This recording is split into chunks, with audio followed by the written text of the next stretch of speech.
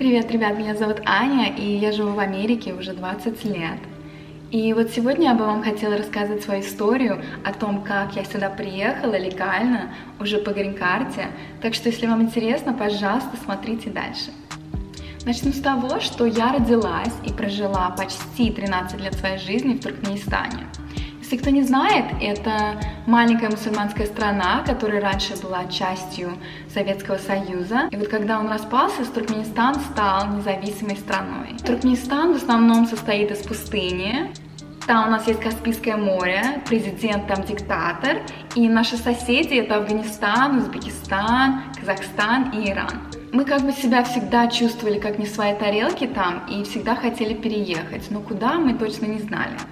И вот когда мне было где-то лет 5, моя тетя поехала в Америку навестить свою подругу. Ей там очень-очень понравилось, и она решила остаться. И вот через несколько лет, когда моей старшей сестре исполнилось 18, кстати, она меня старше на 10 лет, она поехала в Америку навестить мою тетю. Они жили в Бруклине, если кто не знает, это в Нью-Йорке, и там очень-очень много русскоязычных людей. Вот люди могут там жить 30, 40, 50 лет, всю свою жизнь и вообще не знать английского. И вот мы, конечно, очень-очень скучали по ней и все хотели опять встретиться. Через пару лет нам пришла идея играть на грин-карту. Если кто не знает, грин-карта — это постоянное место на жительство. И вот раз в год Америка разыгрывает такую лотерею, где ты можешь заполнять анкету, вставлять свою фотографию на белом фоне и посылать в посольство.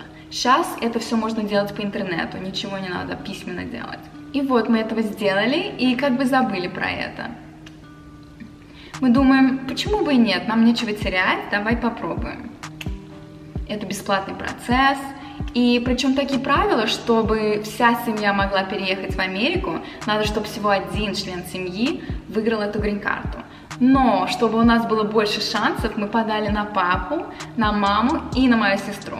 На меня мы не могли подать, потому что я не была еще совершеннолетней. И вот мы подали и забыли про это. И через несколько месяцев нам приходит письмо, где написано: «Поздравляем, вы выиграли грин-карту». И прикол в том, что выиграл мой папа, выиграла моя мама и выиграла моя сестра. Вы представляете? Все, на кого мы подавали, выиграли.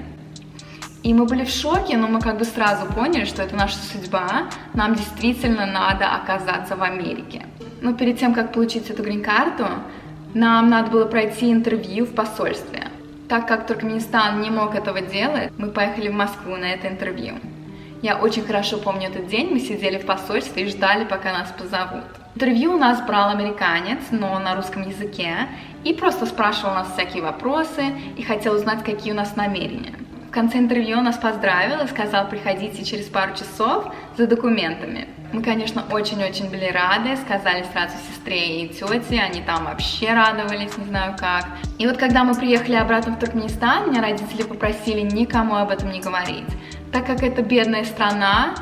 Там люди сразу думают, если у тебя есть родственники в Америке, или тем более, если ты едешь в Америку, значит, у тебя много денег. На всякий случай мы никому не стали говорить. Пару дней до нашего отъезда меня мама повела к моим друзьям, чтобы сказать им: вот так и так, ребят, я переезжаю в Америку.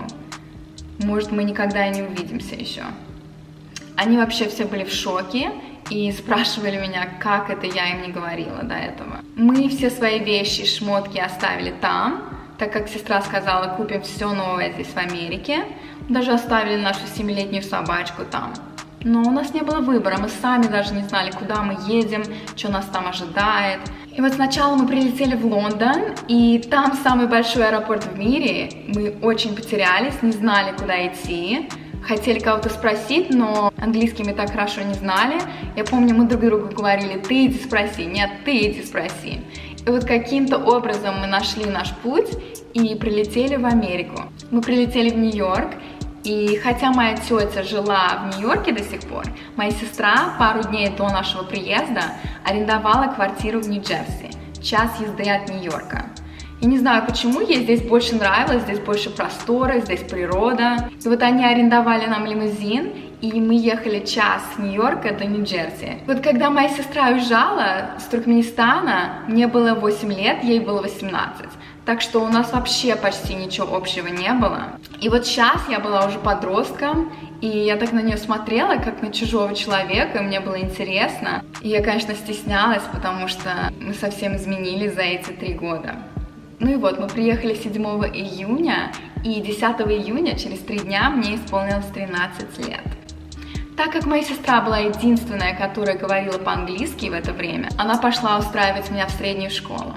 Если кто не знает, средняя школа здесь с 3 по 8 класс. И потом идет старшая школа с 9 до 12 класса. И после этого ты можешь идти в колледж, в университет или просто работать. Когда она принесла им мою таблицу, они посмотрели на предметы, которые у меня были там, и сказали, что мне уже надо идти в старшую школу, да причем еще на 2-й год, на 10 класс.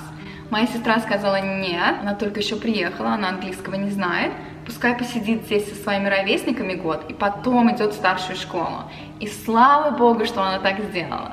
Ну и вот, ребят, это вся моя история. Если вам интересно узнать, как прошел наш 1-й год, как я выучила английский, конечно, было очень сложно, но я рада, что мы это сделали сразу, вместо того, чтобы сейчас мучиться и учить этот язык. Сейчас я вышла замуж за американца 3 года назад. Мы купили дом на большом участке, в таком хорошем районе, здесь много лошадей, здесь природа классная. И дом такой странный, если я не знаю, если вы видите, там что происходит сзади меня, но он очень прикольный. Если вы хотите, я вам покажу, как я здесь живу.